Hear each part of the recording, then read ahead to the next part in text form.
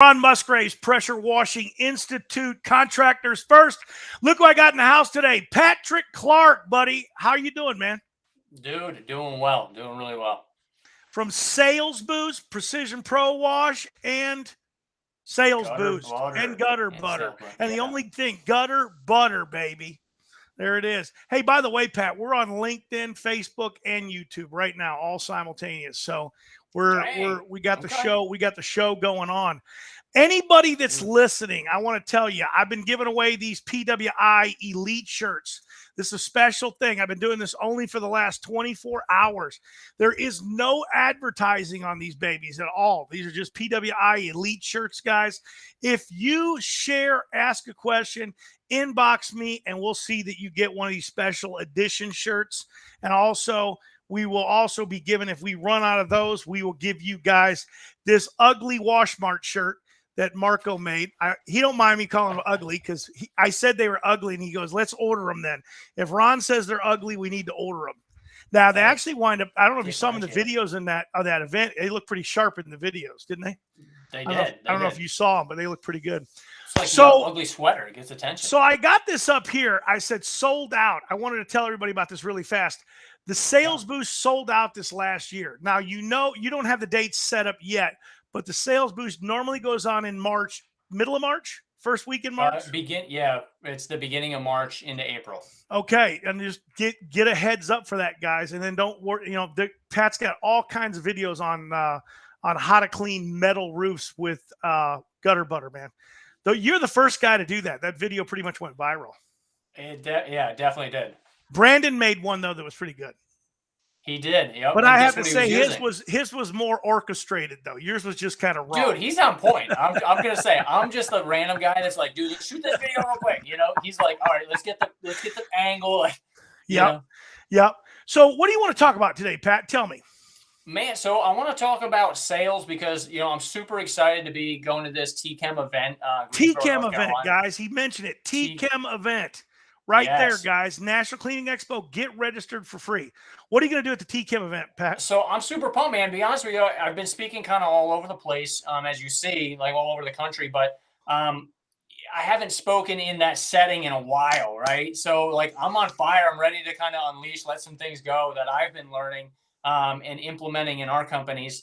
But I want to talk about sales and kind of like empowering you as the business owner, or if you're doing the sales, not to be held hostage doing sales, because I talk to entrepreneurs and business owners all over the place, and some people are running 15 leads a day, and dude, they're just like literally throwing these things at the customers because they don't have the time to replicate these efforts that they're doing out in the field. And so I'm going to talk about that a little bit as far as like how to build the system, our 18 points to a sale, and then the higher end tickets we're seeing in the market now, obviously with what's the storm is brewing right now, but we're seeing just the average tickets going up. Our $500-$600 jobs are kind of going away, but our $2,000 jobs are really good right now.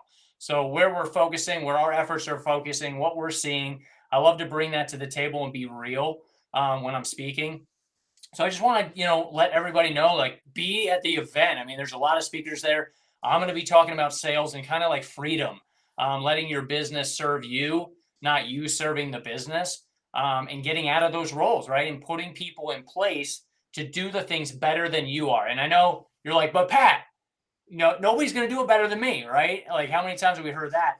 And I was a victim of that. I was like, dude, nobody's going to sell better than me because it's my business. But fact of the matter is, I hire people that are better than me, right? Put people in place that are better than me to run the company better because I'm only good at a little bit, right? And so with sales, you remember me talking about this challenge when I told you this was like, I don't know if you remember this, like 10 years ago.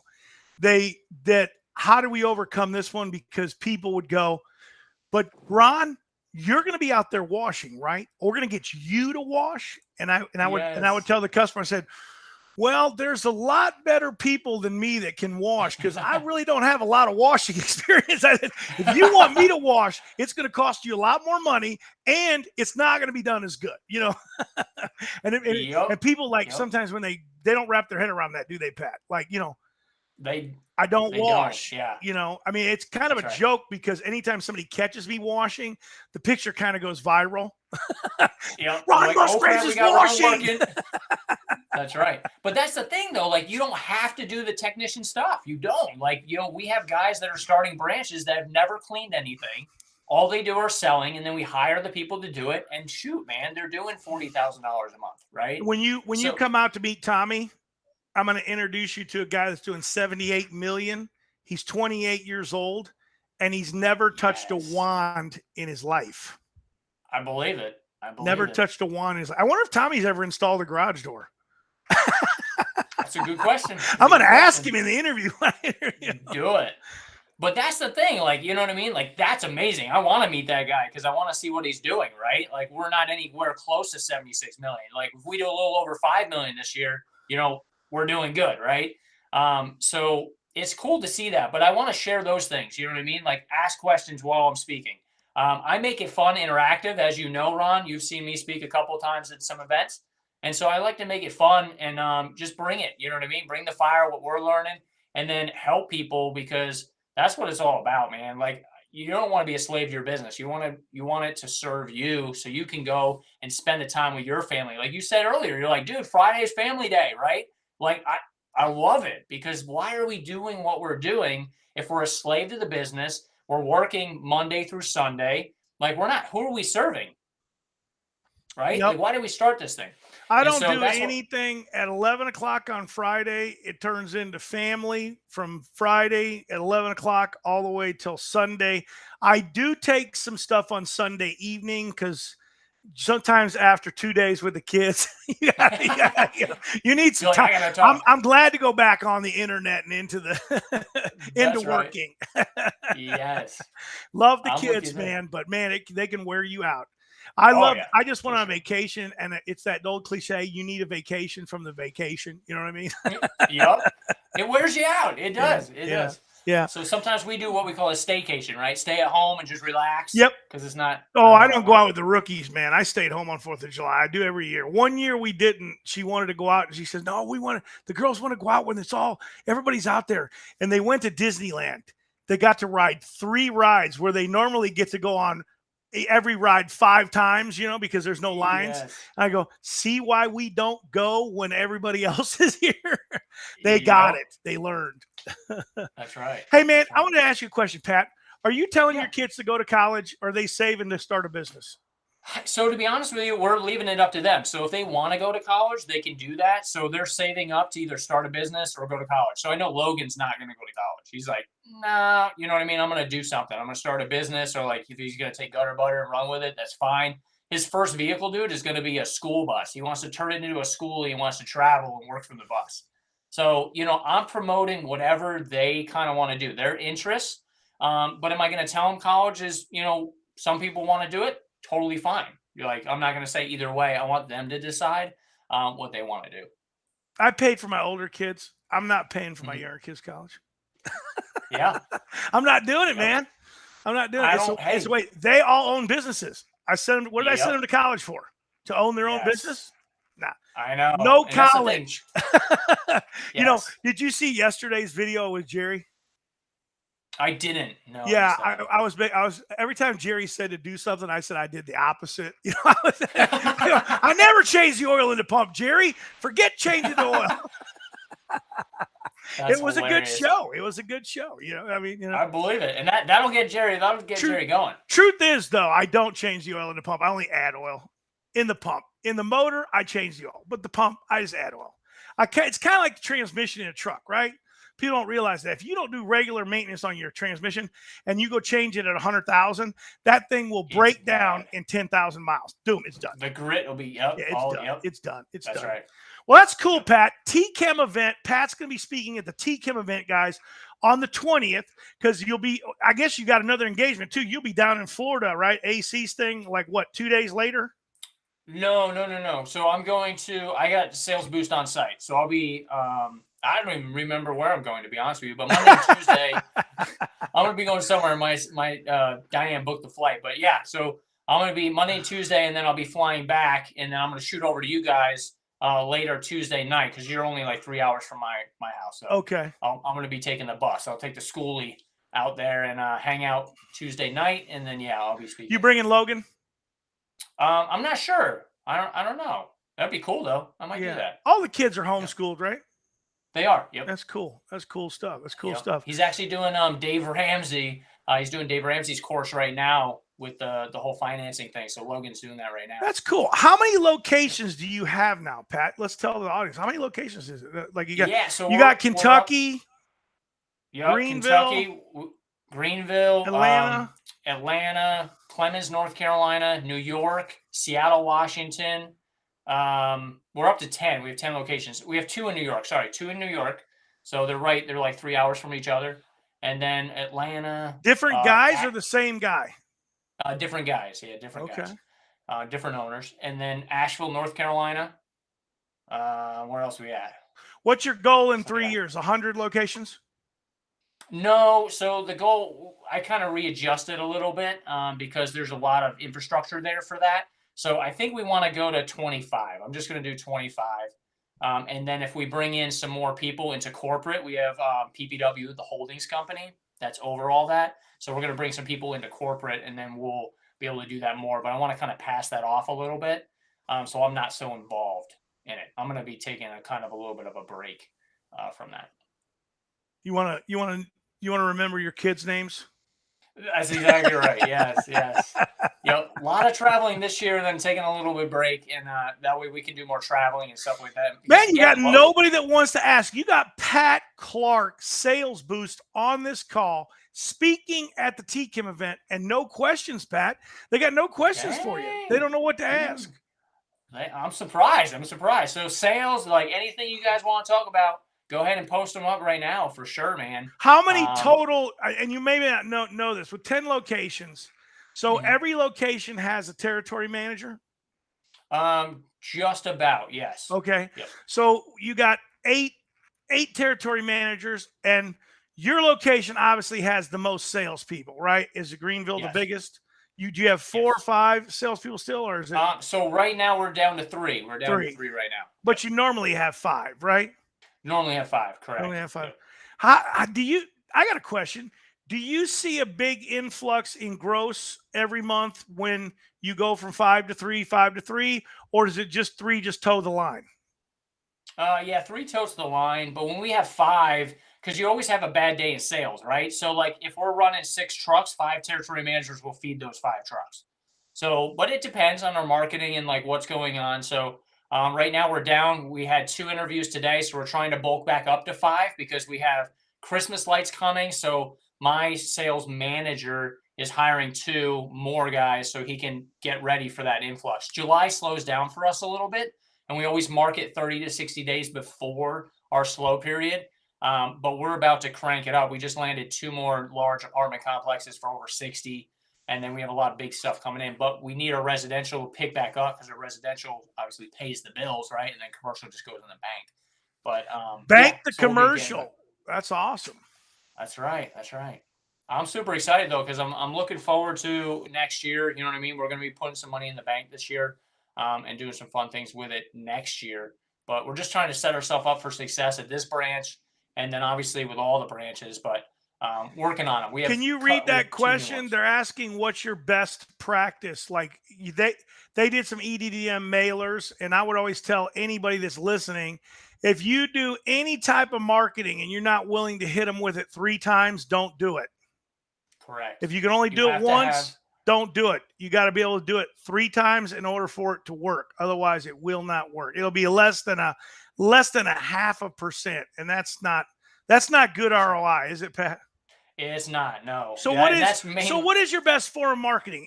Are you still clip flyers is a big deal, or you don't do those anymore, or yard signs? It's a combination of everything. What is it? It's always a combination of everything. Not one thing works, right? Everything works together. So our number 1 right now it's really close. So clip flyers is still number 1. It's always been number 1. And then number 2 is EDDM right now. So a lot of our branches are kicking butt with EDDM. Yard signs obviously work really well, but again, it's like the 1-2 punch, right? So like they see the yard sign, then they go to the website, then they go to Google, and you got to be there. Like you have wow. to be And there. then they open their mailbox up and they think that you're stalking them. I'm all over the place. That's exactly right. This one here, how important is it for owners to get trained on sales skills? The individual owner, do they need sales skills? Yes, yes. Because I didn't, right? My first 4 years in business, man, I slept in my van on a mattress to attend the first event. And it was your event, NCE. And so I literally didn't know anything about sales. I didn't. I was a technician, and most in our industry, not all, but I would say most, are technicians, right? We know how to do the work. We know how to make the customer happy, but we don't know how to sell. We don't know the presentation. We don't know the buzzwords. And we go in there and we give them a price. And sometimes we don't even know how to price things a lot of times.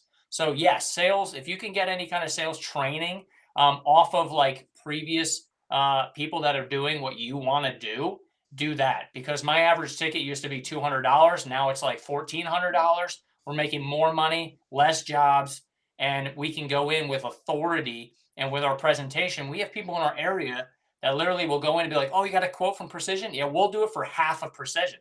I already know that. It's already in my presentation. We build it out. So my guys are prepared. So when we do our presentation, there's a no-brainer why to choose us. Pat, I got a cold water giveaway at the event. You know, we're always going to give a machine away at every event. We got a cold water giveaway. Pat's seen me give away a lot of hot water skids.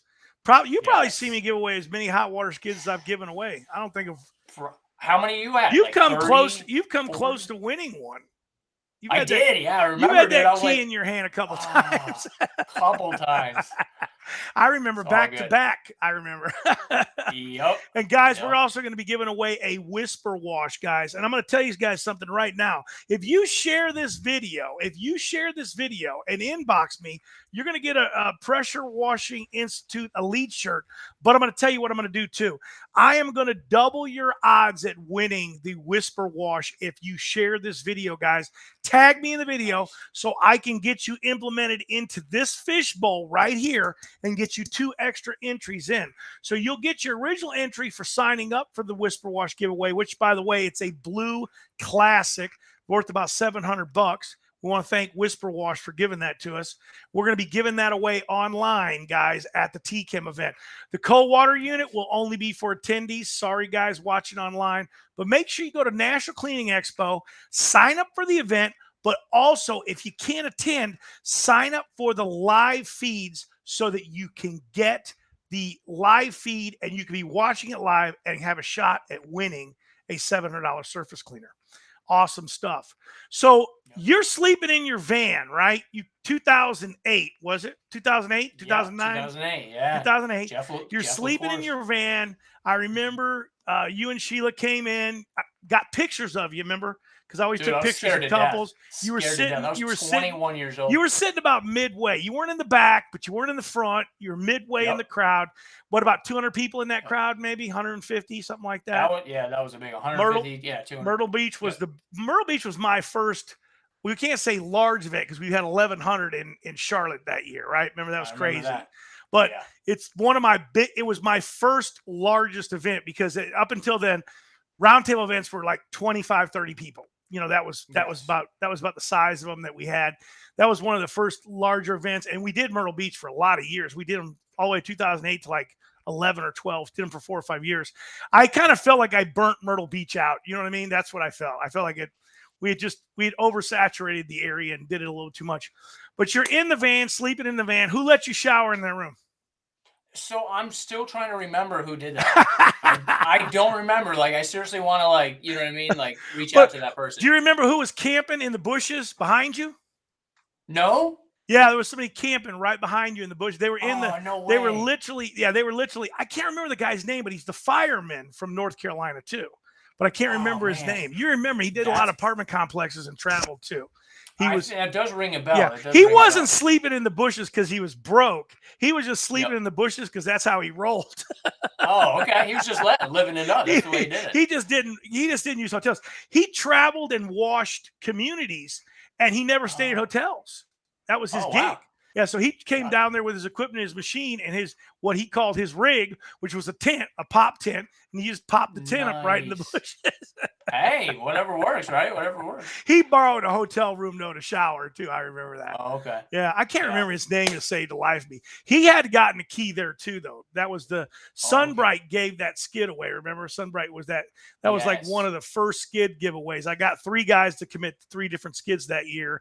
It was Russ Johnson, Sunbright, and Michael. It was Robert Hindeleiter, but it was Michael. Yep. Michael, by the time we gave the skid away, owned the company because Robert had, that was the year Robert relinquished the company over to michaelpowerwash.com. So, but we had a lot of fun that year traveling around, and we did those things, all free events. Isn't that crazy? You came to a free event, man. Here you are now, what, 13, 14 years later? Yep. Craziness. 14, yeah. But tell the folks that event didn't change the things for you.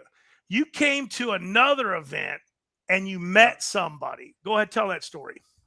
Yeah. So, I mean, you met a lot of people in your journey. I met a lot of people. Yeah. So, I mean, that first event was like a wake up call, right? It was like, holy cow. Cause I remember the guy in front of me, and I don't remember his name either, but he was like, yeah, I sprayed this roof. And, it took me like 2 hours. I walked away with like a $1,200 check. And I'm like, no freaking way. Right. This is back when I was washing houses for like $275. And so I had no idea. And this goes back to that sales question, right? You don't know what you don't know.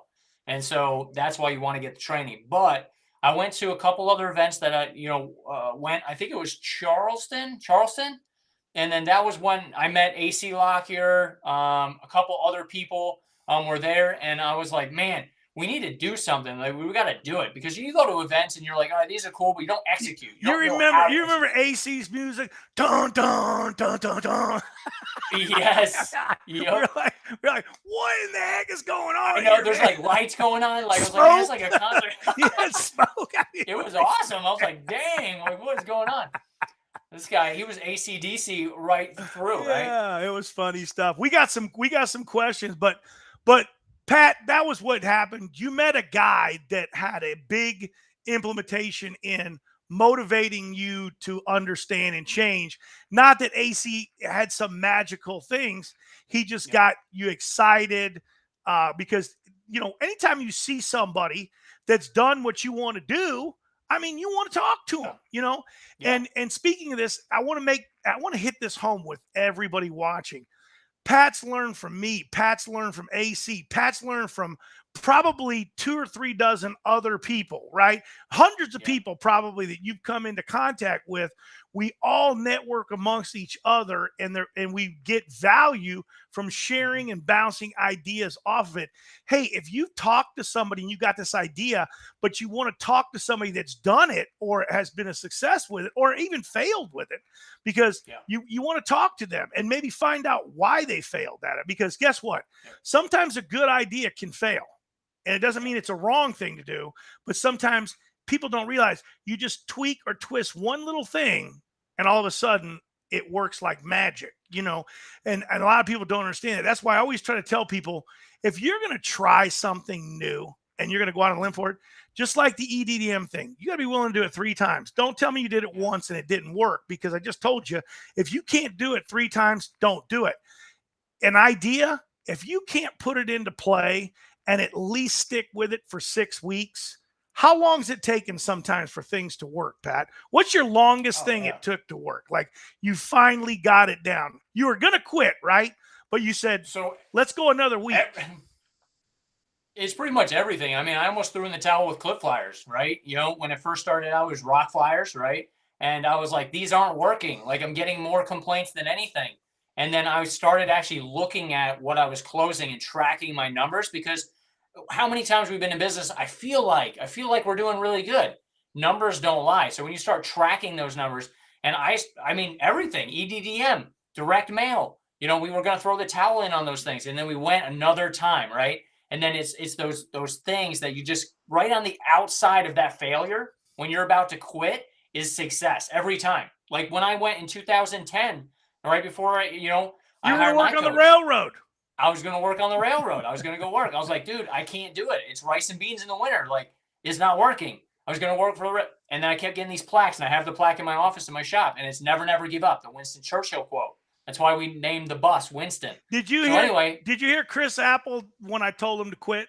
Did you hear that story from him? I did. I don't remember it exactly word for word, but I yes. told him to quit. He came to me squabbling about like, it's this and that and excuses and this is. I said, then quit, Chris. Just quit. Hang it up, and that pissed him off. And that's when he's like, nope, going in all for it, right? That's what he did. He finally went in all in, and he was like, I got to go in as a leap of faith that it's going to work, because the problem is when somebody like me tells you to do something that's unorthodox, because Pat, I got a lot of unorthodox sales techniques, right? And sometimes you got to have a blind faith and say, hey, is this going to work? Because I've never heard anything like this before. It sounds kind of weird. We're going to dress up in baseball uniforms during spring training and walk into their offices. I think we're going to feel a little funny, and people don't understand that makes you unique and makes a memorable experience. Plus, the other thing is, that like in your sales and talking, I built a sales team. If it wasn't fun, we were not doing it. Okay. And it had to be fun also for the salesperson and fun for the potential client or clients, because people don't understand in the commercial world, just because you get a client doesn't mean you don't ever go see them again. They just like, oh, we've got their business now. Stop visiting them. You can't do that. You've got to continue to visit people, and you got to be able to take your relationship even to a further next level. And that's what they don't understand, that when you do that, you're getting referred by them. And now you got a sales team member on your team and their customers. Exactly right. Answers, Sixto's, Sixto, answer that question, way back, man. Can you read that? So if there was one thing that you do different when you started, what would that be? Right. And so for me, it was like brute force in the very beginning. I would work harder in the beginning to get somebody as a coach or a mentor quicker, because I thought I could do it on my own. I was like, I could do this. Like, I could figure this out. But, in the end of the day is like, why not collapse time, hire somebody and go visit other people's shops and spend that time to learn what they're doing, and just collapse time and do it quicker. So I wasted a lot of time in the beginning, not doing the right things. Yeah, just a brute force, man, getting it done. Thinking we got a question here again, Pat. Another one. What's up with this? I don't know if I ever heard you explain this one. So I got my ears on. What is this? So I'm going to have Patrick Clark explain why he teaches shadow boxing for presentations. I don't even know who it is. I don't know. Shadow boxing for presentations. Okay, we'll go to the next question. If you remember, and that's it. Hey, Alejandro, man, I'm going to tell you something. If you come to the event, I will simplify sales for you and have you understand that sales is not like buying a used car. There is nothing about selling service that is like that. And if you're doing it like that, or you think it's like that, I understand why it's hard for you, because when people don't realize that there's a technique at selling. And I think I remember Doug Rucker, back in the day, always be closing, right? Was the thing. And then Doug came up with it, never be closing. You know what I mean? Like, because he understood that if he just went to commercial customers and visited them, they knew why he was there. They understood what he wanted. I mean, there was you can't put pressure on a commercial client. They're going to throw you out of their office. They're not going to take your phone call. You know what I mean? Yeah. These are not stupid people. They're pro buyers. This is what they do for a living, and when you start selling to somebody that does this for a living, the sales experience that you can give them can become completely different. And if they enjoy that experience and they trust you, they're going to buy from you. That's it. Yeah. Simple as it is. That's exactly right.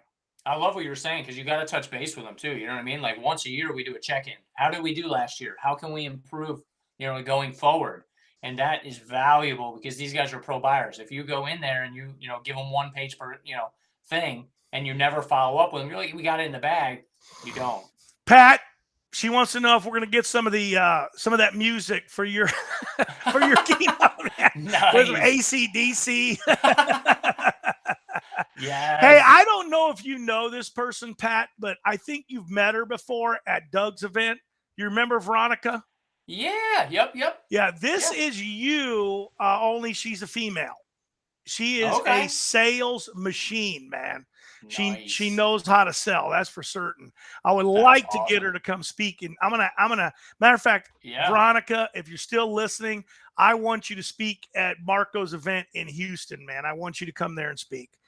Do it. She is dynamite, That's man. awesome. She is Yeah. dynamite. It's cool because everybody sells a different way. You know what I mean? Like, it's not one size fits all. The guy who So, asked you that boxing question, his name's Glenn Pierce. Do you know him? yes. Yep. Okay, I'm trying to remember though what we were doing with boxing. he's still lost, Glenn. I'm still lost. You're gonna have to clue me in on that. On boxing. Did at you bump Sales your Boost. head What did we again when you do? were racing? Did you? There ain't no telling. Yeah. I mean, I did hit that wall at 90. I'm not gonna lie. That was last year though. Veronica, you're not shy. Come on. She just doesn't want to give up the nuggets. That's what it really is. That's right. Yes. There you go. Dude, we can do the intro. That would yeah. Now we're building up some expectations. Now we're putting some pressure on you. Hey Pat, we said we were going to be about 30. You want to do something closing up, Pat? We had a solid 20 on. It was not bad. Not bad at all. For the middle of the day. This is that videos normally don't get any cred till like 6 o'clock in the evening. Well, it's 6 by you, but I mean, between 6 Pacific time and 8 p.m. Eastern time is the best time to be online. Yes. It's funny because you got to watch those analytics, man. You got to watch them, when they're on. So, but I'm just super excited, guys, to be teaching here at TCHEM. I'm honored to be, going up there at Greensboro. So make sure you make it out there. Again, this is free event. So a lot of guys like myself, volunteer our time to serve you guys at a high level. We got a lot going on with just kind of like the perfect storm. So if you guys can get to these events, I would highly, highly recommend it. Set yourself up for success. That way you can crush the next 6 months, right? You set yourself up to be in a position to go into 2023 not having to worry, right? Have the plan in place. We'll talk about that. We'll talk about systemizing the sales department. We'll talk about commercial relationships, how to go, where to go, because I know like when I went to these events too, it's hard to implement these things. You hear a lot of talking, but you don't know how to implement. We're going to show you guys how to implement these things at the end of action. That's what it's all about. That's it. You better look at this question, Pat. This is the last question of the day. Who is harder to deal with, female or males? Oh man. It's a toss up. I mean, it depends, right? So for me, when I'm doing sales, I would say I tend to sell better to females. That's just me though, right? Because I can say the buzzwords. I can touch on their pain points a little more, whereas the guy is like, dude, I don't really care about that. And you got to read them, right? You got to know their disc profile. You got to go into that. But where the female may be home more, not necessarily this day and age, but I can always relate better with a female than a guy, unless they got a sports car, of course, right? Then it's game over. Boy, I could help her with that one. Here's what she said, but I could tell you something. For her, it's females, and I know why. And I'm not going to tell her online because I'll sound sexist. But I was one time speaking in front of a women's association, property management association, women's. So there were no men in the room. And I blew it, man. Oh, no. I blew it, man. Oh, man. I got to hear this now. It was funny because I said something about like when women, in the offices, and I used the word caddy, and you don't use that word around caddy females. But it was funny because a bunch of the other women got off the stage and said, yeah, you blew it, Ron. All the women that gasped when you said it, he goes, yeah, they'll probably never buy from you, but there's half the room that understands what you were talking about. And Veronica, I'll just tell you this. The problem is you are an absolutely gorgeous woman, and a female good-looking gal I had hired for me. She was a middle-aged woman, but she's very good-looking, but she was very humble about her looks. She understood when she went into those offices that 82% of the buyers were females. She also understood that women in the office were catty, and she understood she couldn't come in there looking like the cat's meow. She had to dress modestly and dress herself down, not have all the makeup on, not look, technically not look as good as she could look. And she told me this. And at the first time, I didn't really believe that because, typically when we had a female salesperson, and people are going to get pissed off about this, you're not hiring somebody ugly to do sales. I mean, typically you have to have somebody that's clean cut and presentable, right? I mean, because it's the image of your company. And I'm going to get a lot of hatred for saying what I said there, but I got to be real. We didn't typically go out there and look for somebody. Now, I'm not talking about somebody that's disabled. I mean, that's somebody that's disabled, but if you're going to hire a salesperson, you want to hire Ken and Barbie, and you want to hire them with the skills. You don't want to hire them just based on their good looking. You want to hire them because they also possess the skills. But she taught me that females, if you are selling 80% to men, yes, because men are pigs most of the time. If there's a good looking woman in the office, the woman's going to at least get the pitch. They may not buy, but they're going to get the pitch. And we proved this in the restaurant business because predominantly in the restaurant business, who's the buyer? A man. Yeah, a man. 95% of the time, it's a man. Yeah. In the property management business, it's a woman. Do you know why it's a woman, Pat? In the property management? Do you know why? Industry? It's an office job. A man owns the company. They hire predominantly females to be receptionists. Receptionists trained to be assistants. Assistants became managers. Yep. And that's why. And those are the reasons why 82%. People don't even realize that in this country, the billions of dollars in real estate are being managed by women, females. Yeah. Oh, and by the way, Veronica, I've learned that there are females that love to buy from other females, and there are females that won't buy from other females. How do you like that one? That's interesting. Yeah. Yeah. They don't think that this is a woman's job. Get it? It's crazy, but you have sexism reversed. Interesting. Isn't it interesting to think of the psychology of sales? It is, yeah. Yeah. Well, you got to look at your wins too. You know what I mean? Like, because I have female salespeople, right? And they do good. They do really good.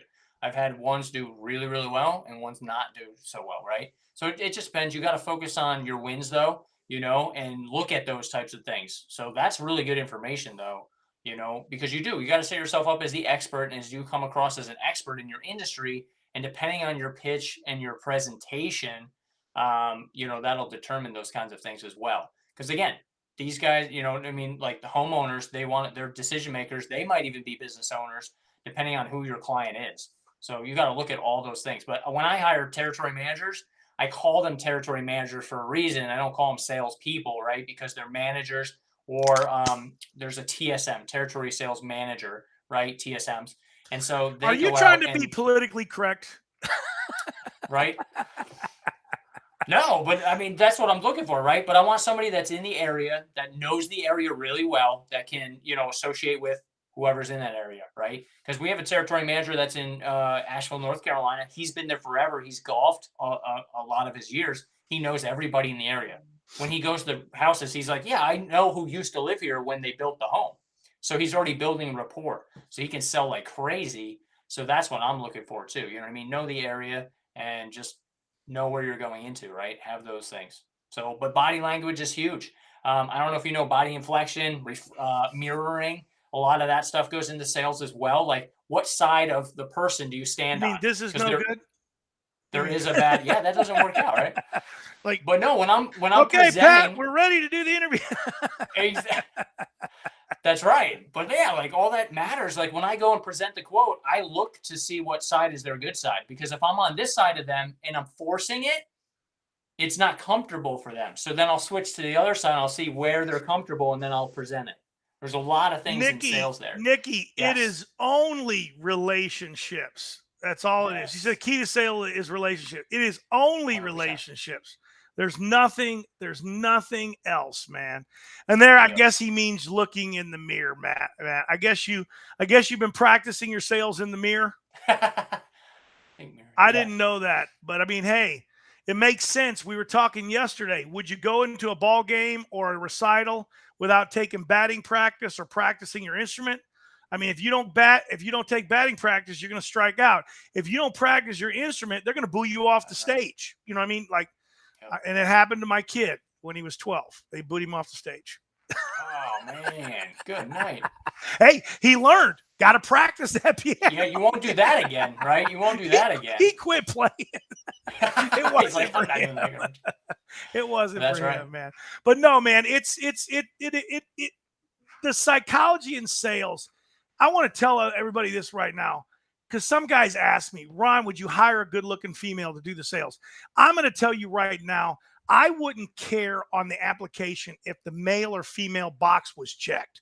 It wouldn't make a difference to me. I've had female salespeople outperform male. I've had other male salespeople outperform them as well. It doesn't really matter. It's if they have the skills. When I told you guys I want them to look good and be presentable, I just don't want to hire the guy that comes in that doesn't have new shoes, that doesn't shower and bathe every day. He's like me, doesn't shave like every day like he's supposed to. You know, I mean, those are just normal things that you want salespeople to do. You want them to a guy that's going to be willing to take in breath mints because he knows you don't want to talk to somebody with bad breath. These are just things that people don't realize. It's part of sales. You don't want to leave their office and the only thing they remember is the guy's shoes were falling off of him, or he had horrible breath. They couldn't wait till he left the reception area, because sometimes the reception areas are real tight, right? I mean, they're not big, you know. And you know, if you're not a guy that's showering all the time, and I know people are thinking, well, that's just a given. No, it's not. You have to do your diligence when you're hiring people to understand that these are skills they need to possess as salespeople, because they are the face of your company, and you do not want somebody that's out there that doesn't represent what you want to be represented. I mean, it's just a fact. And I'll tell you, we can go back to AC. There's probably nobody in the industry that makes things as pretty as AC. Nobody. That's right. He makes things look. He can make like something $2 look like $3 million. Man, I mean, he's a marketer. I give him that all day long. There is no doubt. There is no doubt in my mind. He knows how to market. That is for certain. That's right. I don't know what that one. We're not going to take any more of these, but I appreciate you guys asking them. But main thing, guys, we got the TCHEM event. Pat's speaking there. We're wrapping this thing up, guys. Pat's with Sales Boost and Gutter Butter, guys. He's going to be at the TCHEM event. He's going to be teaching you guys how to implement, man, how to get off the ground and get these things that we're going to talk to you about, get them going, to actually do them. Because I'm going to tell you something, guys. Most of the guys, I hate to say this, I've been through thousands of guys. I've taught thousands of guys. Pat knows that's a real number. What is it that listen, Pat? What is it? I don't know the exact percent, but if I'm in a room, like a quarter of the room's actually going to implement anything. You think? I think it's lower. But if that. I think it's lower. I mean, and that's the problem. Guys don't implement. They don't implement. And the funniest thing is, when they get sometimes free information, like we all know, they don't value it and they don't implement. I've had so many guys tell me over the years, Ron, I paid this guy $20,000. He told me the exact same things you told me for free, but because I didn't pay for it with you, I didn't implement it. And now I'm implementing it and it's working. And you got to understand, guys, you have to do that. Also, don't forget, guys, March, the Sales Boost, who knows when that link will be up, but I know Pat will have it up, but it'll sell out quick. And that's in Greenville, right? That's right. You do that at home base. We're going to do an event together in Kentucky. What was the date we figured out on, Pat? Do you remember it? Not off the top of my head, but I'll go to the phone real quick. All right, let's see. 26th and 27th? I believe that's what it is. August 26th and 27th, and I'll have that up in a couple of days, guys. And we'll start giving you guys some meat on that. So don't forget about that. All of it's at National Cleaning Expo. You gonna be at the Power Clean event in October as well? I don't know yet. I don't know yet. Power Clean event in October, guys. That's going to be a big one. First time in history. Well, it's not the first time in history, but the first time that we've co-collaborated the IWCA, PWNA, UMCC, and CETA organization, all wrapped in under the Power Clean event. Pat knows a little bit about the Power Clean event. There is no bigger floor in the world, in the business, than the Power Clean event. And that includes any other event you've ever heard of or been to. Power Clean is the largest. The only reason that no one knows about the Power Clean event up until this year, they had no photos, no videos of any of the past events. They would not allow cameras in. That's right. They would not allow any cameras in or anything like that. The reason being is it's the Cleaning Equipment Trade Association, so they didn't want people stealing the new technology and ideas. But it's all off this year. Everybody can come in and steal all the new technology and ideas. Dang. But hey, and if you want to buy a motor from Honda that'll be there, how many do you got to buy, Pat? A train car. A train car? Yeah. Nice. It's all the manufacturers. There's all the big billion-dollar manufacturers. They're not there to sell you an engine. They're there to sell you a train car full of engines. So that's cool. Right. You wrap us up. Take us out, Pat. I'm done. All right, man. Well, I appreciate everybody. Thanks again, for having me here at the TCHEM event. Make sure you make it. Get on there tonight. I know a lot of us are like last minute. Just go ahead and go to the link. Sign up free, but we're going to execute this time. So make sure you're there. There's a lot of great speakers, a lot of great events, and they are putting on a show for you guys. So you're really going to enjoy it. A lot of cool things, some tours and stuff, and you guys get to check out the facility. So love to see you guys there. And I look forward to it, man. I'm looking forward to the music they're going to play before you speak. I'm curious. Now I'm like, no. Thanks for coming out, Pat. Ron Musgraves, right. Pressure Washing